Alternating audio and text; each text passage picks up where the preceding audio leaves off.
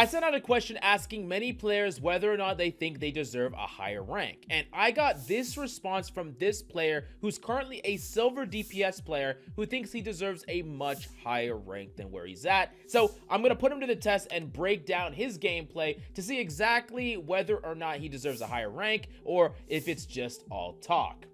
So jumping right into it, we have a silver Genji on Circuit Royale, and we're going to get to the bottom of whether or not he actually deserves a higher rank or if he's in silver for a reason. Let's get right into it. So right off the bat, I wanted to talk about this. This is actually like a really strong entry. Like, I think it's really underdone. It's basically you just get to crawl up here, and really importantly, you don't use your jump so that you can jump here, get over the rooftop, and then you basically get to land behind them with all your cooldowns, right? You get to land behind them with your deflect, you get to land behind them with your dash. And honestly, the fact that a silver Genji is doing this, I'm actually pretty impressed. Right off the bat, I'm pretty impressed. Now, I will say that this is typically going to be a better play when you kind of know what the enemy's playing and where they're at, right? If you can peek main for a little bit, get some information, and then go and do this, because doing this in the blind, sometimes it doesn't always work out depending on what's there, but worst case scenario, you could dash away, so that's perfectly fine. I'm really interested in how this is going to go. He has several good targets. Primarily, the Hanzo is like his best target, so let's see exactly how it plays out. What happens? Let's see. Dashes the Hanzo. Wow, an insta-kill on the Hanzo. Okay. Kills the Mercy as well. Nice. Good shit. Good shit. Okay. Tries to get the dash off, messes up the dash onto the Moira. I know that he saw the low HP, but couldn't quite execute it. This happens all the time where Genjis try to like dash through something and they get snagged.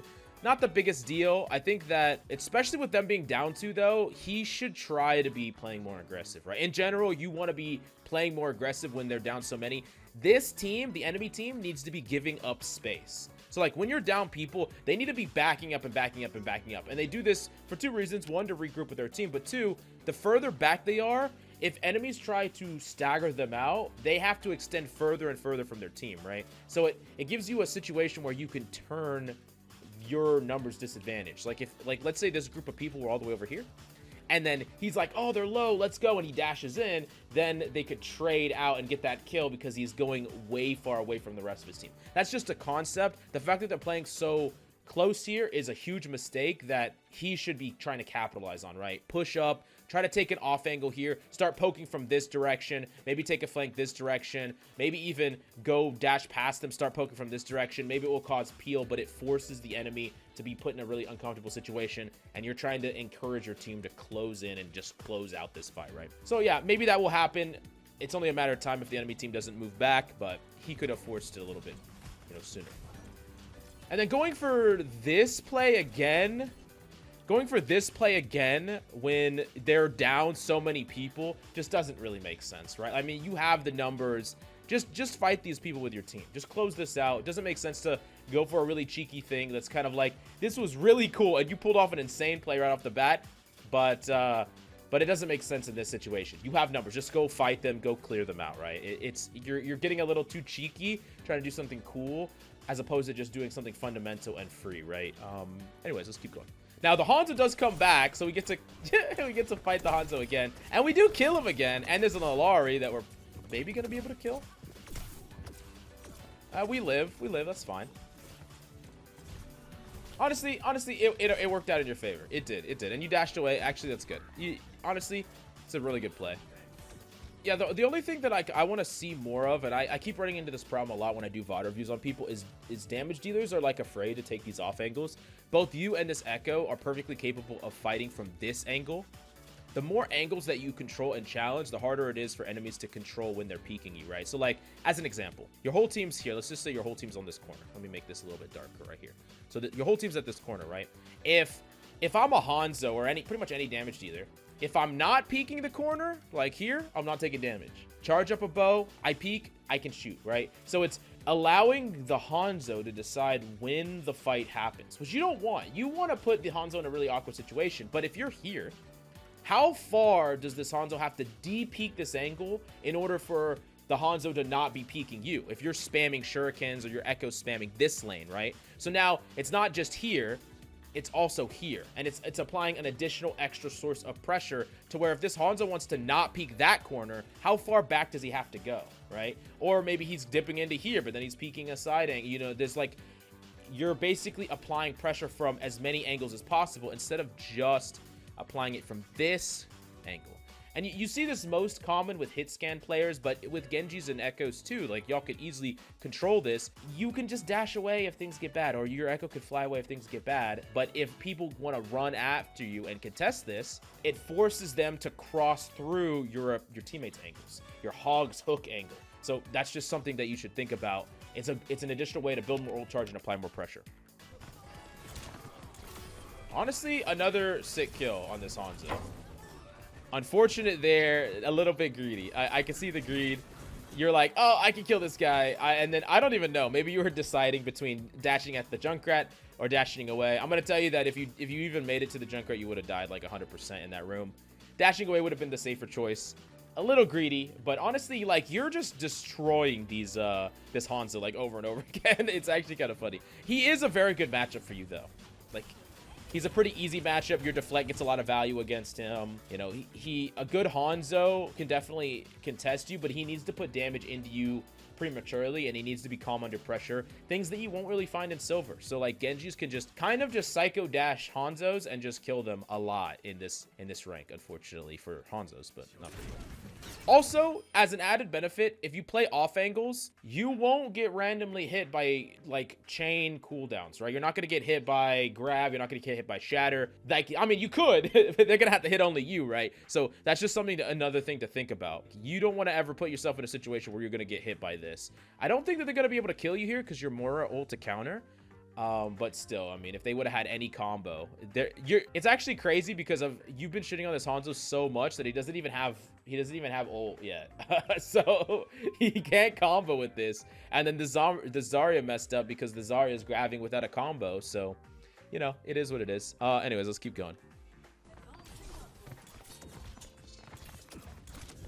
Yeah, I mean, you respect this Hanzo so little that you're just dashing at him every time. And so, like, okay, here's the thing. I'm not gonna lie. Going into this VOD, you've shown some really, really good things. Some great mechanics, some good target priority. You've done quite a few things that are really, really good. But what I will say is there's a point when this like psycho dash at the Hanzo playstyle won't work anymore up against better Hanzos. And I'm interested in, if you're stuck in silver, if you can't climb out of silver, then there is something about your play that is preventing you from getting past this rank, right? Because if you're just farming Hanzos every game, then you're going to climb, but I don't think that that's true, and we're going to see that throughout this VOD.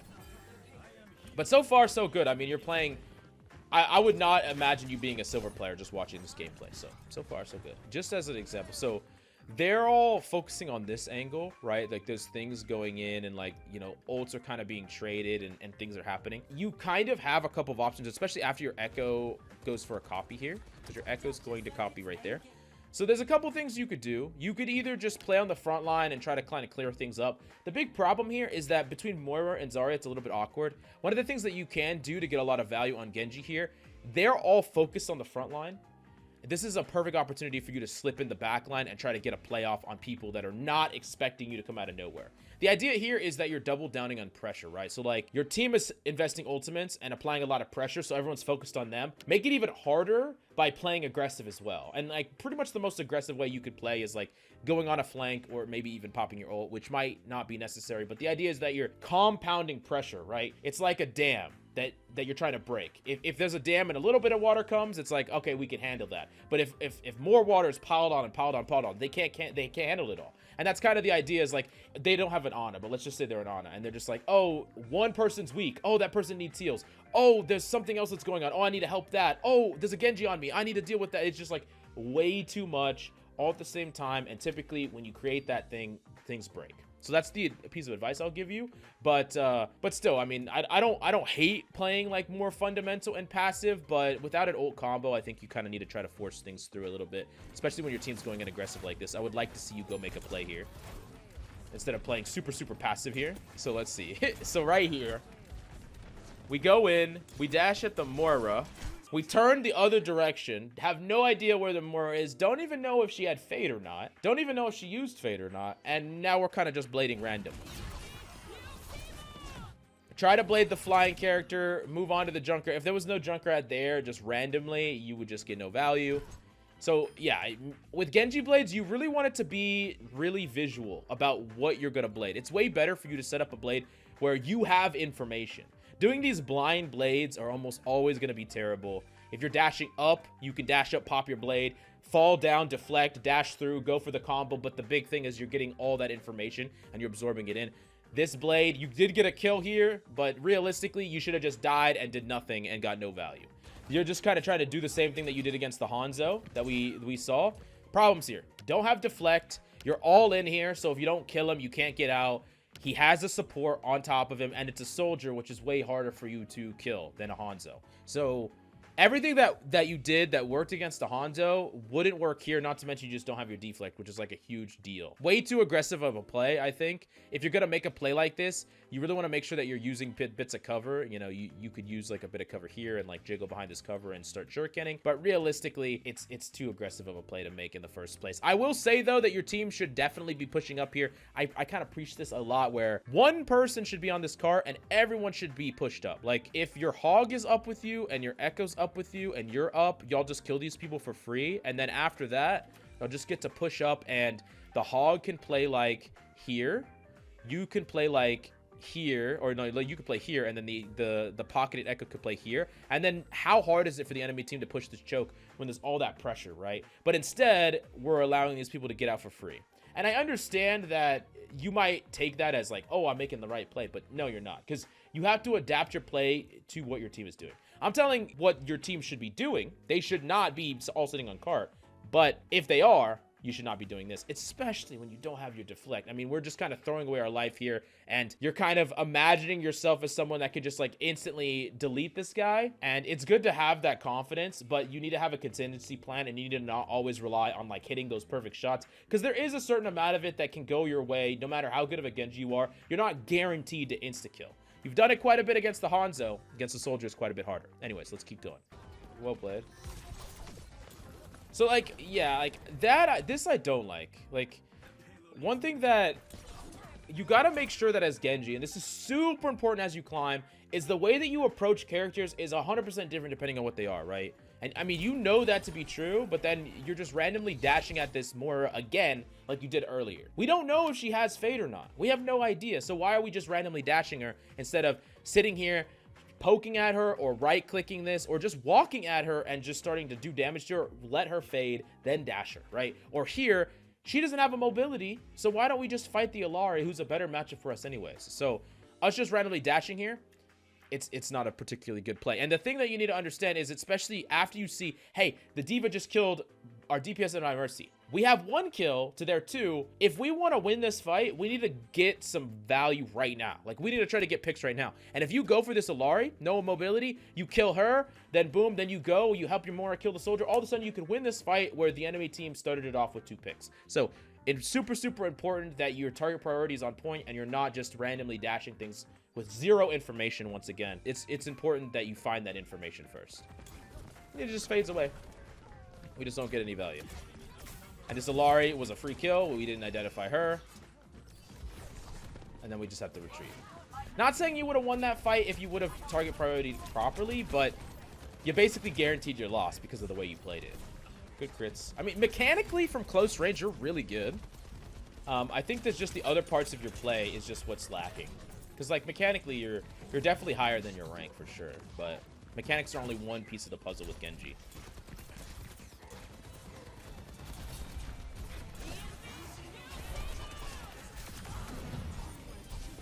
A little bit of that's a much better blade than your previous one, for sure.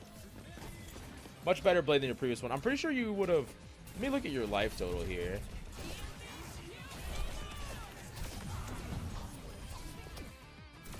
Yeah, I mean, you live. This blade was. It's good. It's good. I'm not gonna say it's bad. It's just it was very close to just you dying instantly.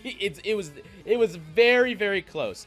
And one of the things that I always say about how to get blades, like good blades, right? And I know you saw an opportunity, you went for it. Let your tank engage first, almost always. It's a little bit awkward when you don't have a dive tank, but the idea is that you want your tank to take all the cooldowns first, right? That's best case scenario, is have all the tanks take all the cooldowns, and then you get to go in. So you're timing your engagement not as the spear, because if you're the spear, then everything is focused on you.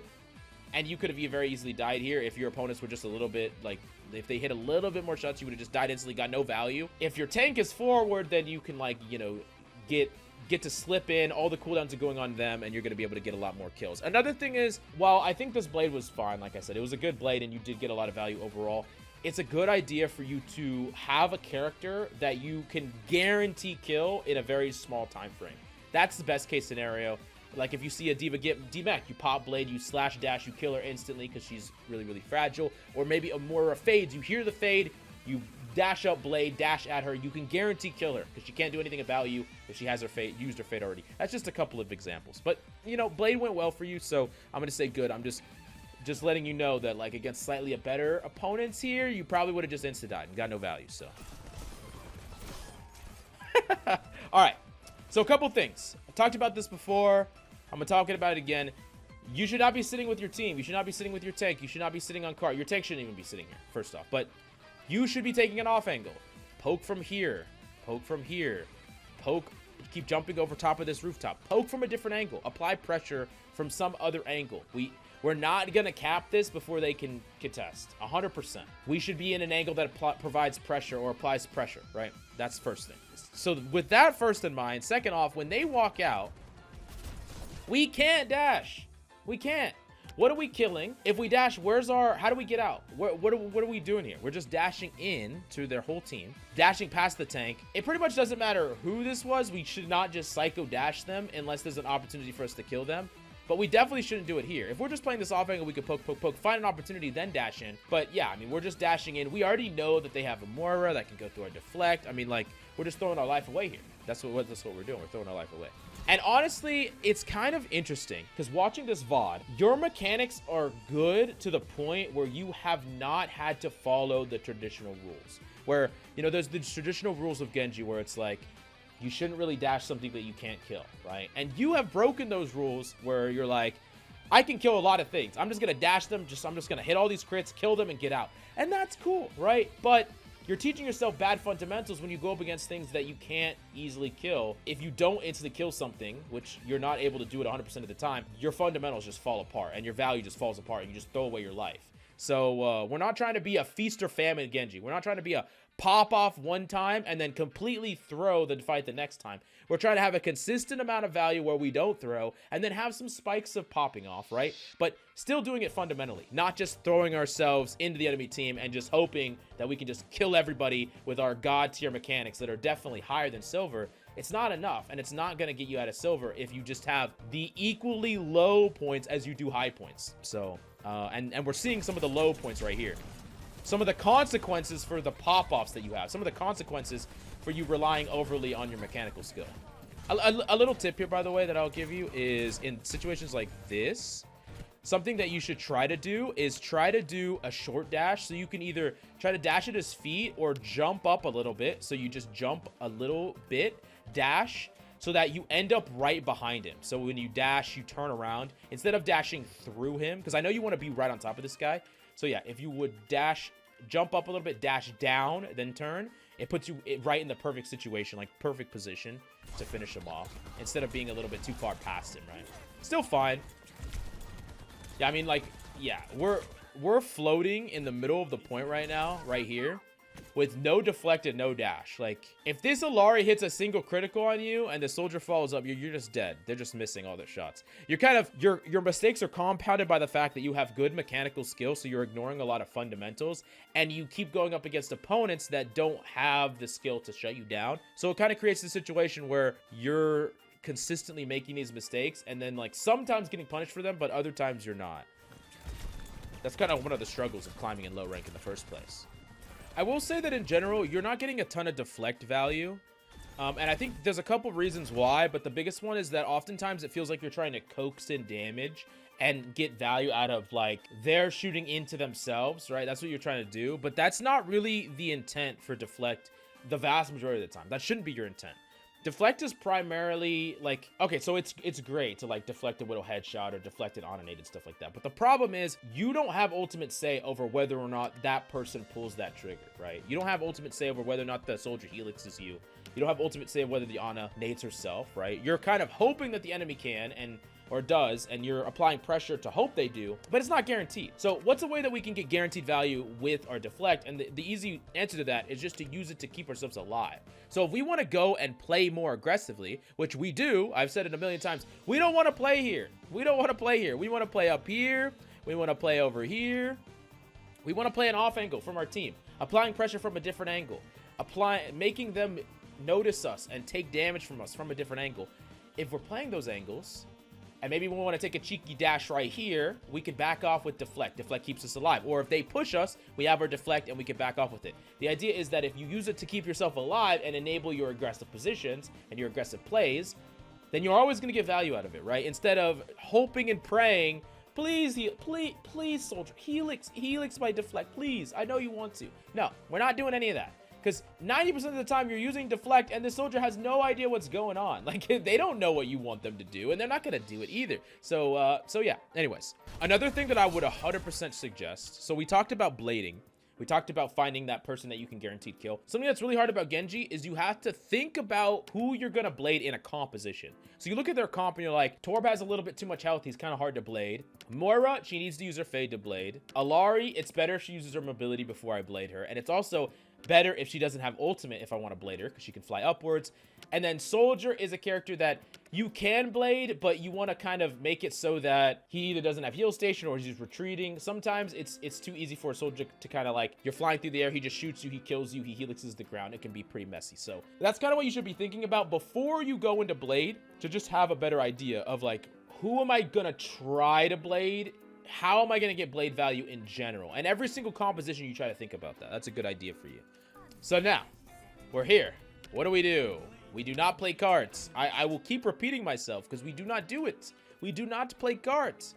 They're going to contest no matter how many people are on. It doesn't matter. Put yourself in a position that makes them uncomfortable. Put themselves in a position that allows you, if I'm here, I can pivot into the back line or I can pivot back to my team, right? It's easier to do. Even here could be good. You could have applied pressure to this Tor before you even walked out of spawn. Maybe he uses a cooldown to get out of spawn. Maybe he, uses his overload to just get out of spawn. Whatever the case may be. So, anyways, I like the blade a little bit. Kind of lose yourself a little bit. I will say you lose yourself a little bit when you're blading. Comparatively to the rest of your mechanics, I feel like it almost feels like you're trying to go a little bit too fast, or your sensitivity is a little bit too high. Like, you can afford to take your time with this. You can afford to really take your time.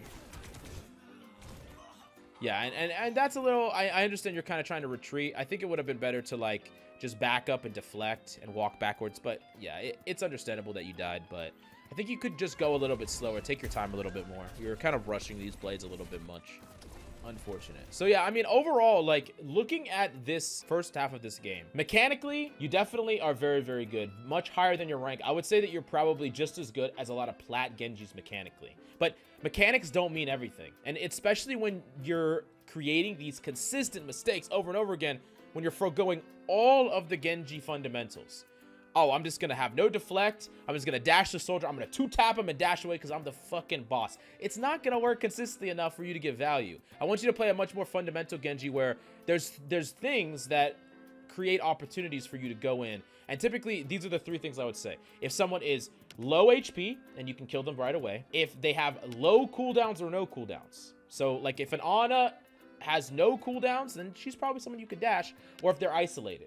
Low HP, low cooldowns, isolated by themselves, right? If they're one of the 3 things, then you could maybe make an argument to go after them and just dash at them randomly. Or if they're 2 of the same things, like if they're isolated and low cooldowns, or isolated and weak, or weak and low cooldowns, or weak and isolated. You see what I'm saying? Those are more guaranteed. If they're all 3, then it's just basically a free kill, right? You're going at people that have full cooldowns, full HP in the middle of their team, and that's only going to work when you have amazing mechanical skill and the supports are caught lacking. Like, they're not responding enough to help that person. Or even that person is not using their mobility fast enough. if they're not caught lacking or the supports are better, you're just gonna feed and you're just gonna die. So it's super important for you to understand that, and then in between, find more information with your blades, slow down your blades, and think about who you're gonna blade and wait for those moments. Sometimes you're just poking, you see the Mora fade off to the side, boom, blade time. You find a moment in which you can guarantee get some value, and you know who you're gonna go after because you're walking out, you're like, oh, they have this character, this character, this character. I would like to blade this person. I would like to blade this person. I don't really want to blade this person. That's what you think about. Anyways, do you deserve a higher rank on Genji? I could say most likely you will climb very quickly if you fix these fundamental errors in your gameplay. You are a player that has some of the really hard to earn mechanical fundamentals. Like Genji's really hard to get good at mechanically, and you're already good at him mechanically. But if you don't get the other things, you won't climb. But if you do get the other things, you're going to climb much faster than other Genji. So I could say that you are only a little bit of work from here to quickly climb to gold, to platinum, and even beyond. So yeah, do you deserve a higher rank? Not yet, but you're very, very close. Anyways, let me know down below if you agree or disagree with my placement of this Genji main. And if you think you deserve a higher rank, put your comments down below of your rank, what platform you play on, some comp replay codes that we can look at, and the characters you main, and I'll definitely take a look, and you could be featured in the next one of these videos. Anyways, thank you so much for coming by. I really hope you enjoyed the video, and we'll see you next time.